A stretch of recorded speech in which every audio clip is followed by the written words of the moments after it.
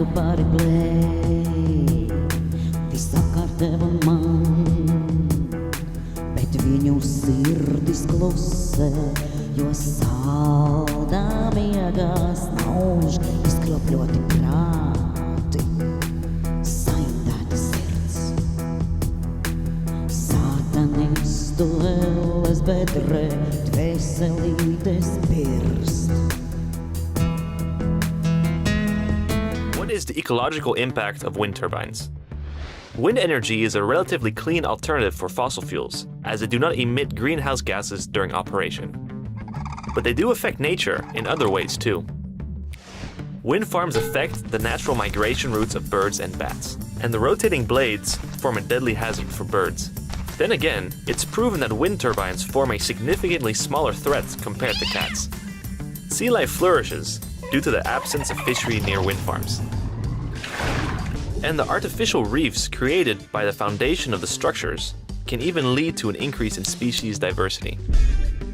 Still, the construction of offshore wind farms generates noise that poses a potential threat to fish and marine mammals, like seals and whales.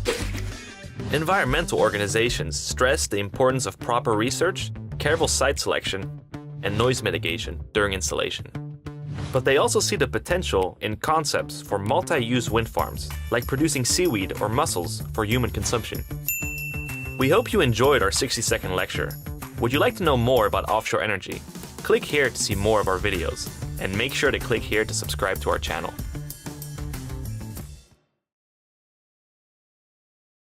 Vēja turbīnas, militārs aprīkojums.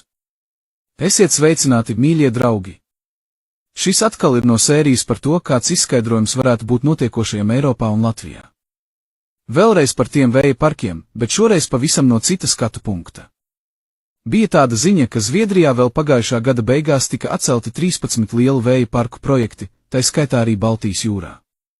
Varētu domāt, ka tas beidzot ir ekonomisku vai vides aizsardzības apsvērumu dēļ, taču nē, patiesība jau arī netiek slēpta.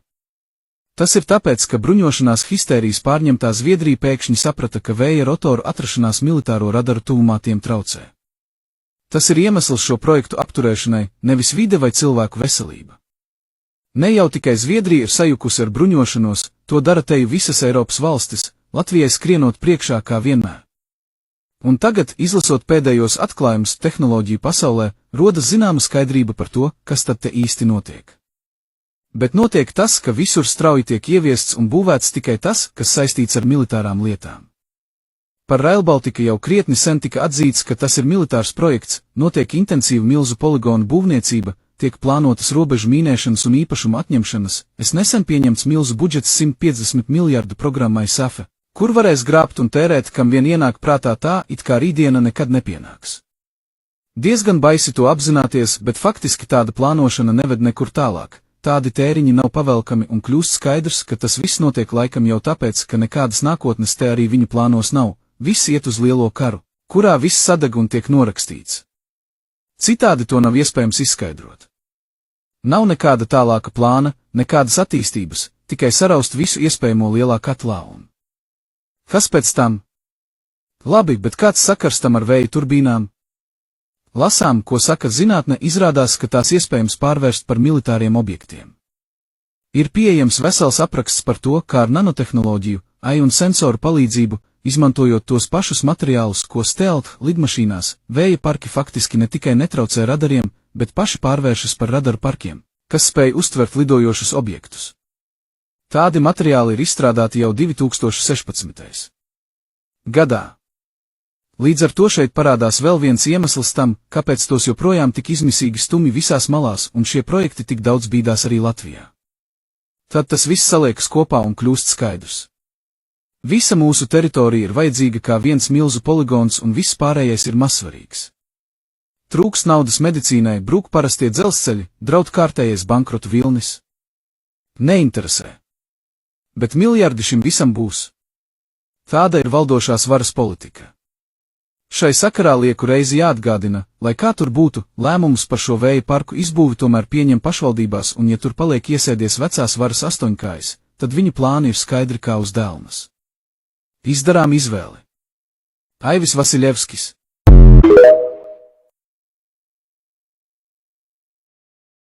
Facial recognition will be used to unlock your digital identity, which is going to be a tool of control for the agendas that are coming down the pipeline. Elements of that control are already with us. Alexa, good morning. Good morning. You are never alone in your home, and this is why. All your devices at home and all smart appliances, they are all connected on a wireless network. Many of these devices will have cameras, many will have microphones, and so they are monitoring everything all the time. Your smart appliances are communicating with the smart meter and sending it real-time usage data. If there's a Ring camera also in your home, a mesh network is formed, and all your devices are being tracked within the home, its location, its usage, and all the data is going to Amazon servers. When you leave your home, all modern vehicles are connected to the internet, so your automobile is being tracked all the time. When you're going under a string of smart LED poles and smart LED lights on the highway and in the streets of your towns and cities, those form a wireless network and are tracking your vehicle. They are tracking all the devices on you, from smartphones to smartwatches when you're walking on the streets. So data is being collected 24/7 continuously on every human being whenever you are within these wireless networks. And it's obviously not good for health also because of all the electromagnetic radiation. In the long term, the plan is to pretty much lock up humanity in smart cities, which is kind of a superset of a 15-minute city. They've sold all the state and local governments and countries that smart cities are about sustainability and the good of the city. But in reality, the language from the UN and WEF and their white papers is all inverted. So, air monitoring is really about limiting mobility and no car ownership. Right? Surveillance, control via LED grid is why the smart lighting is there. Water management is about water rationing, noise pollution is about speech surveillance, traffic monitoring is about limiting mobility, and then, of course, energy conservation is all about rationing heat, electricity, and gasoline. Another concept one should be familiar with is called geofencing, and think of it as an invisible fence around you, where you cannot go beyond a certain point. And that will be related to your face recognition, digital identity, and access control. Your smart contracts, SoftBrick can turn off your digital currency beyond a certain point from your house. Our world has been turned into a digital panopticon. That means you can be monitored, analyzed, managed, and monetized. On the subject of documents that we'd like to see but haven't, COVID and its origins. Sure you saw that just before we sat down tonight, the Chinese State Council Information Office, I don't even want to know what that is, but it sounds bad. They have determined that COVID came from us, that it's more likely than not that COVID originated in the United States and not in China. I'm wondering whether you have any dispute with that based on what you've seen over here. The intelligence community has been responsible for trying to figure out in part how this thing started. So I created a kind of a special teams group, the Directors Initiative group, that is focused on investigating a number of the president's top priorities and the things that the American people really deserve and want to know the truth about. The origins of COVID-19 is one of them. So they're actively working on that. A lot of the work that's been done is on covid.gov. Have you had a chance to look? Oh, Trump changed it. It's quite great. A transformation of the website. For anybody watching, if you haven't seen it, check it out. It's the annoying website to which YouTube and all social media used to refer people with Fauci talking points, and now it's been completely reversed. So it's a lot of what's been found is already there.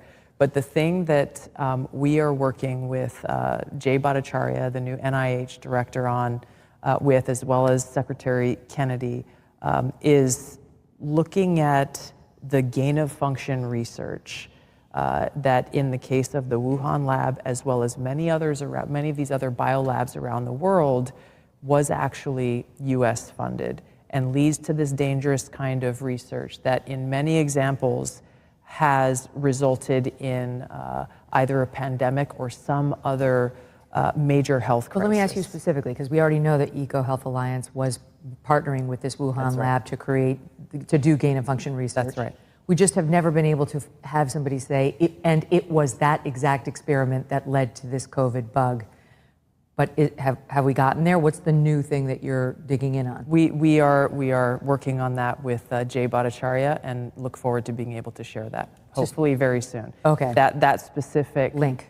Correct, between the gain-of-function research and what we saw with COVID-19. I mean, that would be extraordinary because just so the audience knows, if that's true, if it was Peter Daszak's research with the Wuhan so-called bat lady that caused this pandemic, then we did fund it. Then Anthony Fauci helped fund the pandemic. The thing that he denied over and over and over to Senator Rand Paul's questioning. That's right, under oath. Under oath, exactly. So is it any wonder that he sought a preemptive pardon for anything during a certain period of time by President Biden before he left office? And then strong-armed and smeared people like Dr. Jay Bhattacharya, anybody who came out and said, I don't know if that's natural. This actually smacks of lab. And the reason why this is so important is not just what happened in the past, it's because this gain-of-function research is happening in biolabs around the world. I got attacked, and I think you saw this, we've probably talked about it on your show before, when I warned against US-funded biolabs in Ukraine when the Russia-Ukraine war kicked off for this very reason. Who knows what kinds of pathogens are in these labs, and if released, could create another COVID-like pandemic. And for that, I was called a Russian asset. You're, trumpeting Putin's talking points, all of this nonsense, simply for speaking the truth and stating facts that, by the way, are still on U.S. Embassy Ukraine's website today about how the U.S. has funded these biolabs in Ukraine.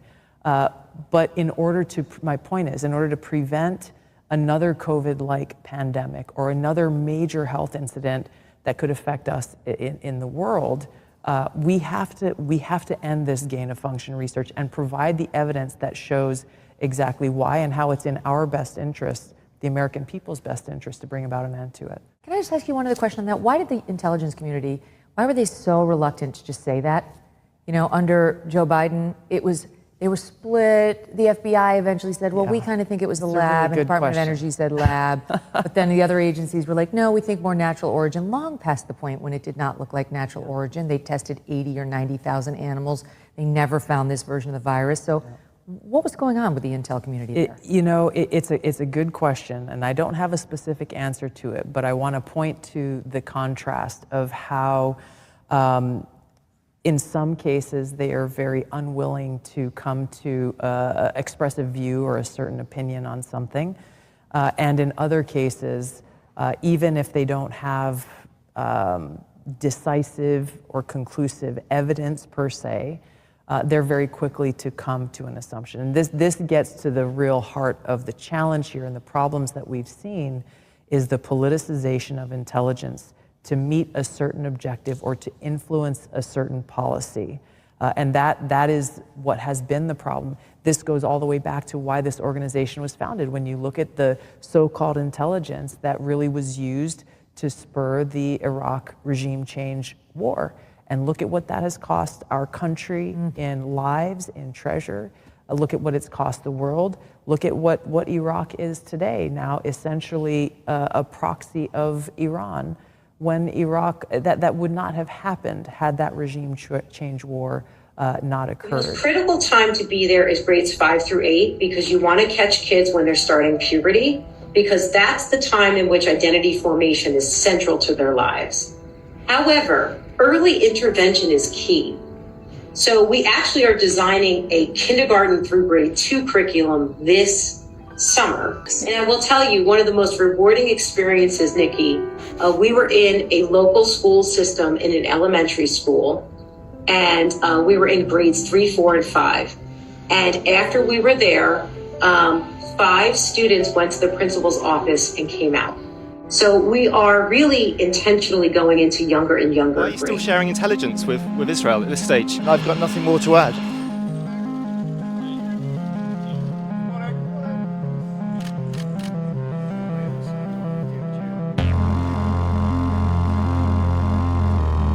Defence Secretary Why is the UK still sharing intelligence with Israel and sending surveillance flights over Gaza? You've sanctioned their ministers, but you're still sharing intelligence with them.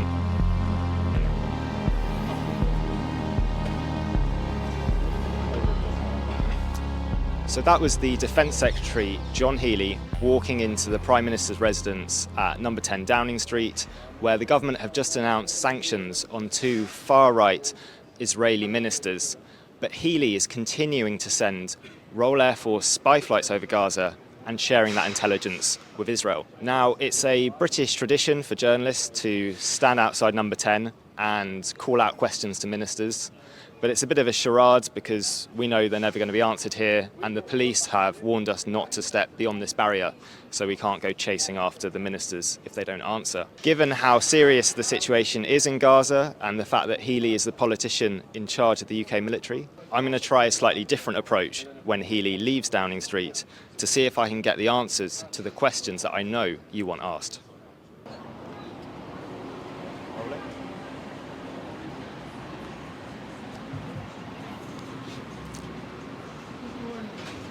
Hello there, Defence Secretary. My name's Phil Miller. I'm a journalist from Declassified UK.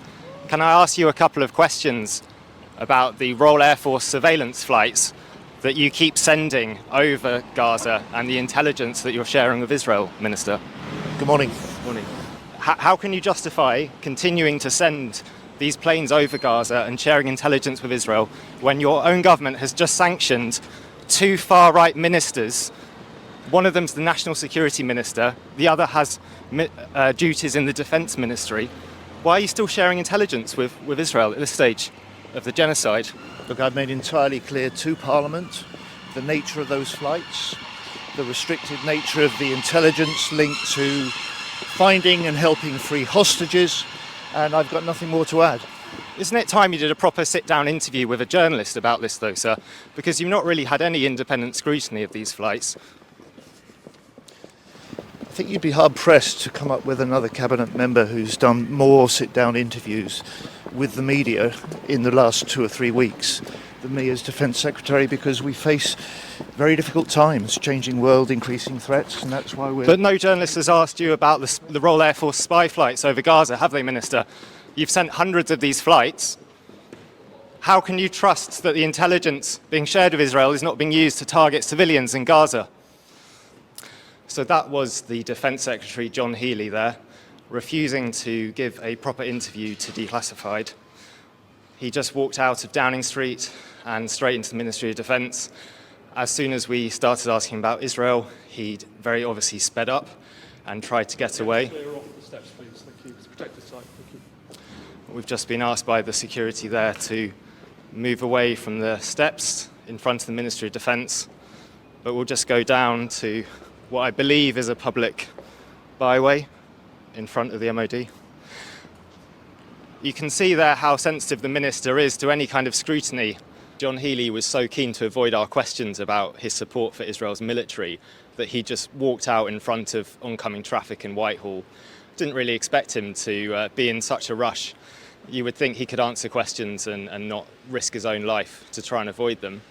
Clearly there's a lot there that he doesn't want to talk about. He claims to have done these interviews with other media outlets in recent weeks, but we've been watching them and none of those journalists have asked him about these spy flights. It's all been about defence spending in Ukraine. So there's a real absence of accountability in terms of why Healey keeps sharing intelligence with Israel, especially after sanctions have gone on these ministers last night. Itamar Ben-Gvir is Israel's national security minister. Bezalel Smotrich is known as a finance minister, but he also has additional responsibilities in the Ministry of Defence. So these are the kind of people that are potentially in receipt of intelligence from the Royal Air Force. David Lammy says that they're monstrous, and yet John Healey, the Defence Secretary, is keen to keep working with them, just so long as journalists don't ask him actual questions about it.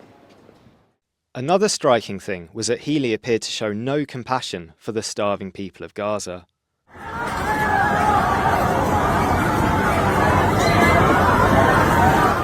Footage filmed just hours earlier showed Palestinians grieving the loss of 25 people, killed by Israeli troops for the crime of queuing up for food. Others were bombed in their beds.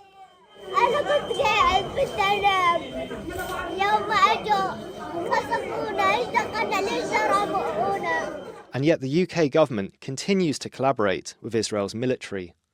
In fact, Healy had sent a spy flight over the Gaza Strip the night before this massacre to gather intelligence for Israel. He told me the pilots are looking for hostages, but after more than 500 flights, there's no evidence they found anyone. The only British nationals among the hostages were either killed during Israeli military operations or freed in the ceasefire. And the Foreign Secretary, David Lammy, has even acknowledged that Netanyahu's war plan won't free hostages. Nearly all the hostages have been freed through negotiations, not military force. But Healy appears comfortable to keep dealing with Netanyahu's government. Last year, he even went to Israel and met then Defence Minister Yoav Gallant, who is wanted by the International Criminal Court for war crimes in Gaza. Documents obtained by Declassified showed his meeting was meant to progress our bilateral defence relationship. Right now, he's even letting Israeli troops take part in military training courses inside the UK, Parliament was told last night. And it was John Healy who warned his colleague, the Trade Secretary, Jonathan Reynolds, not to ban exports of fighter jet parts to Israel, even though those planes have killed Palestinian civilians. So it seems that Healy, like his defence chief, Admiral Radikin, could have blood on his hands for continuing to collaborate with Israel's war in Gaza. No one else in the media is doing this kind of journalism about Britain's complicity in the Gaza genocide. In fact, John Healy's security detail was so surprised by it that they came back out to ask us which media outlet we were from. If you want to help us do more journalism like this, don't forget to subscribe to our channel, share the video, and if you're able to make a donation through the Super Thanks or on our website, please do. Thanks for watching.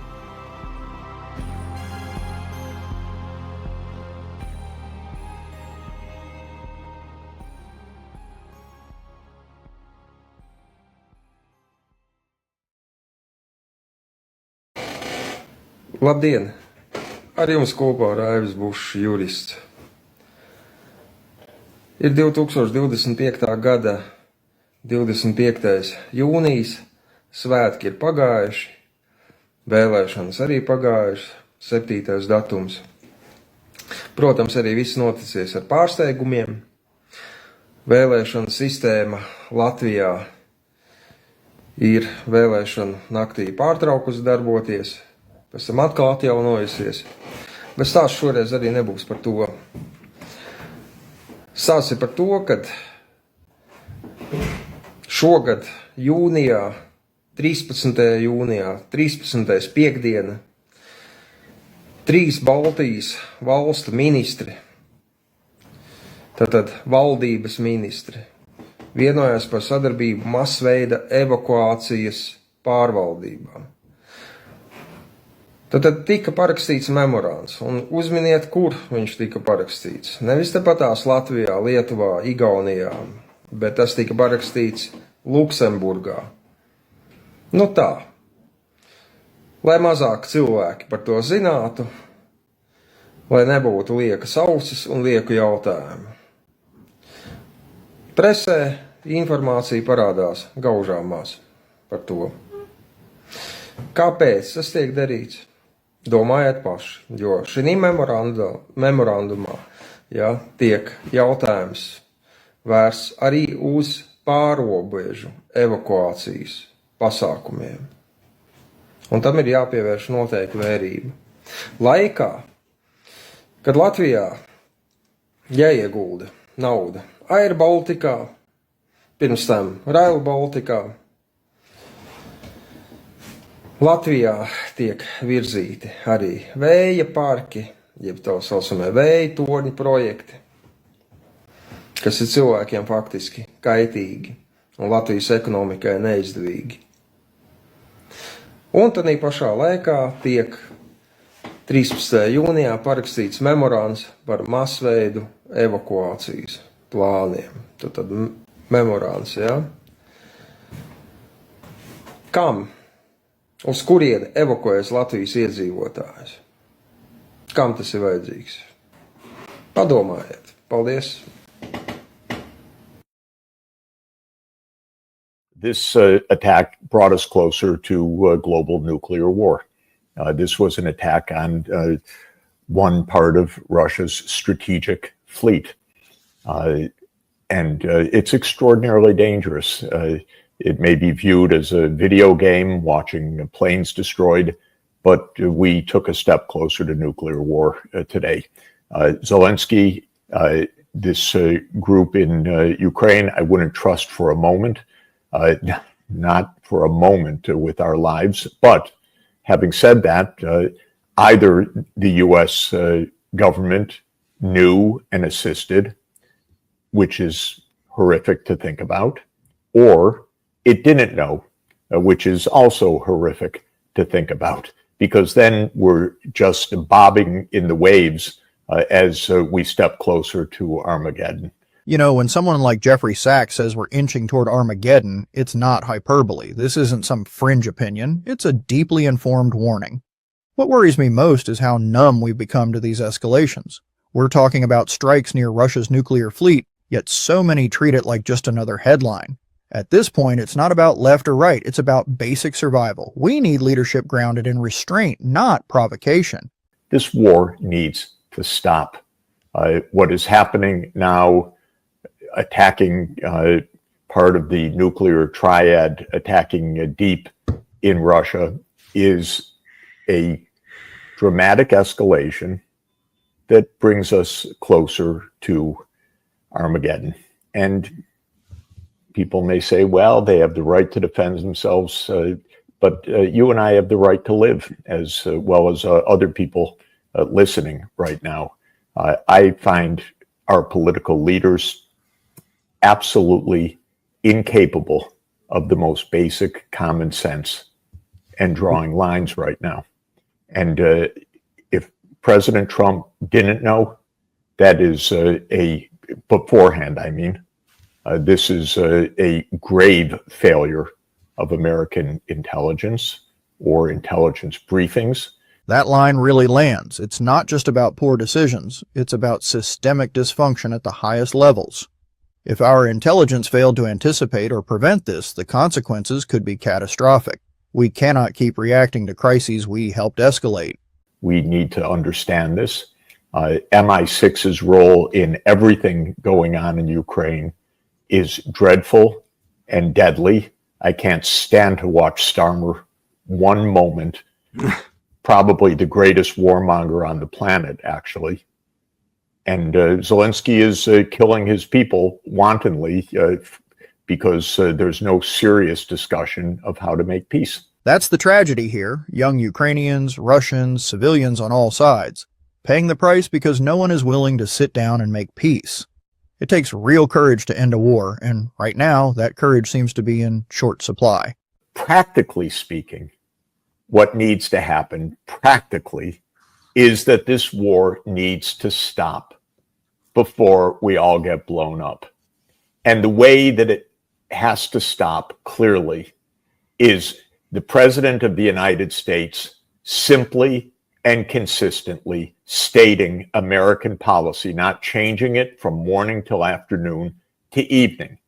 And American policy should be that this war needs to stop immediately, permanently, on the basis of Ukraine's neutrality, and that the fighting needs to stop and the intelligence agencies need to stand down and stop their provocations. You know, Saks is right to bring up the intelligence services. War today isn't just fought with missiles, it's fought with narratives, with covert ops, with provocations we often never hear about until it's too late. That has to stop.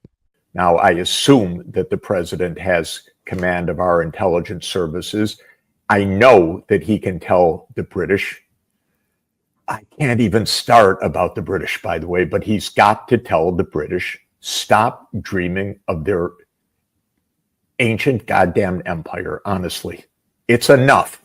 Stop all of the provocations to global destruction.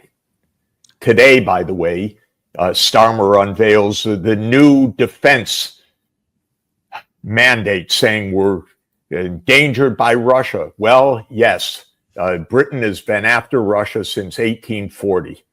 This is nothing new, and it's reckless, and it needs to stop. Britain's historical antagonism toward Russia goes back centuries, but that's no excuse to keep poking the bear today. We're playing 19th century games in a 21st century nuclear world. That's not strategy, it's insanity. And incidentally, and I think it's also quite interesting, he announced that Britain needs a new war doctrine because of all that we're learning in Ukraine. This is part of what's happening in Ukraine. They're playing with their toys.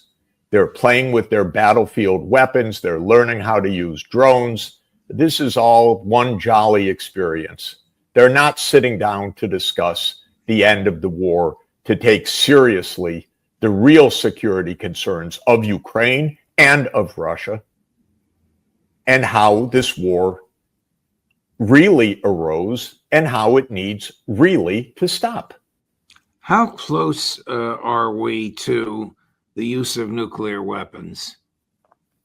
Well, according to the Doomsday Clock, the Bulletin of Atomic Scientists, that is an expert group that reviews that very question round the year, every year since 1947. We are 89 seconds to Armageddon, meaning in this graphic terms of the Doomsday Clock that we are closer to annihilation than ever before in the history of the planet and ever since the start of the atomic age.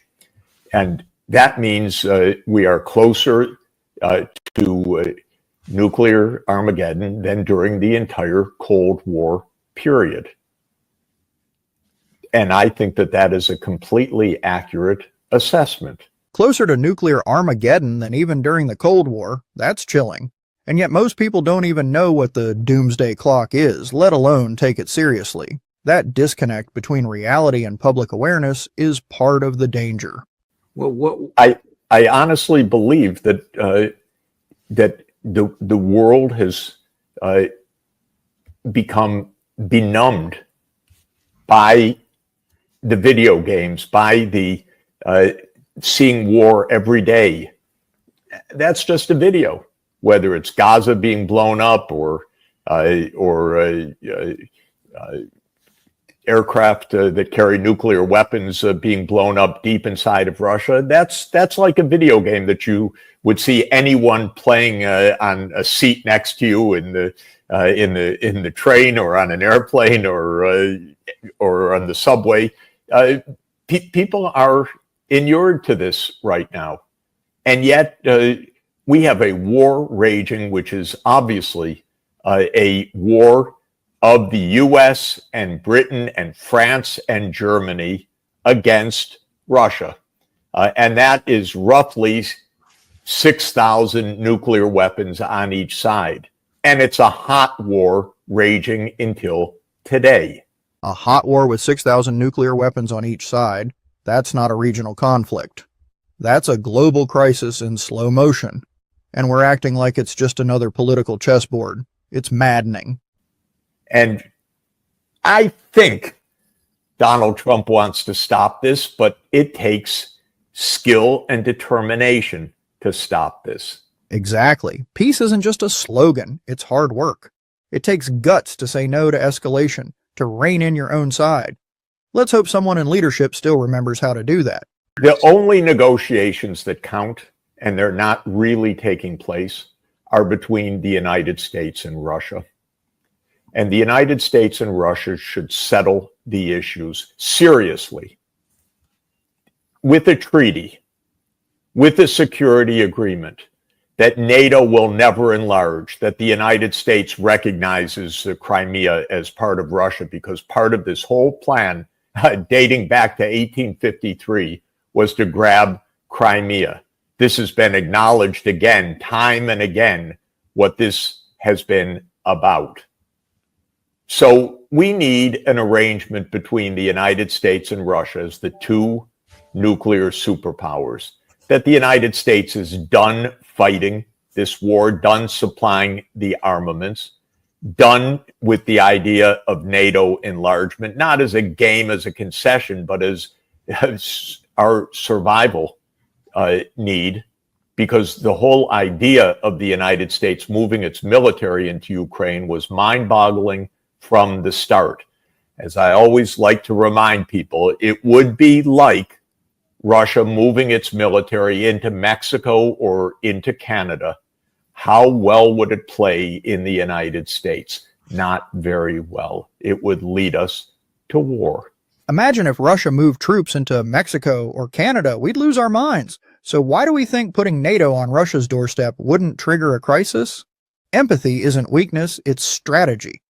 And so if we just understand the root causes of this, we have to understand Ukraine can say whatever it wants until the United States makes clear where the U.S. stands, which is that it is not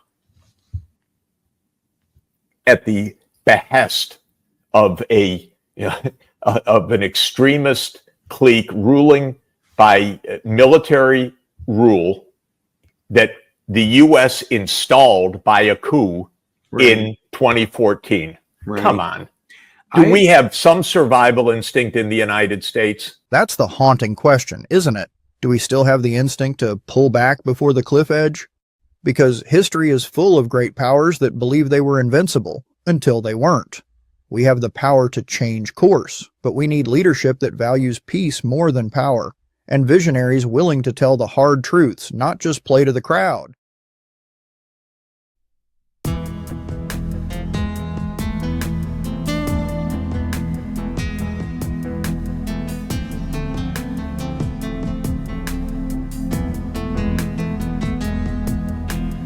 Ai tu pari blēj, visapkārt teva man, bet viņu sirdis klusē, jo saldā miegās nauž izkropļoti prāti, saindēta sirds.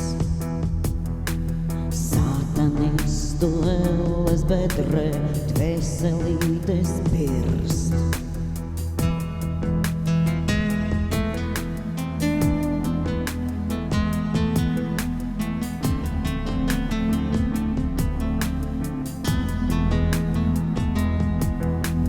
Mazos bērnus bērnu dārzos grib mācīt, kā sevi samīlēt.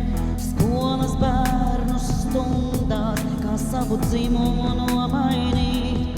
Šie izkropļotie prāti, šīs saindētās sērades, pašā elles mekalē, grib, lai dvēseles krīt. Globālisti rullē, aitas līdzi balē, tikai cilvēks mami klusē, šajā sātana izrādē. Globālisti rullē, aitas līdzi balē, tikai cilvēks kāpēc klusē, šajā sātana izrādē.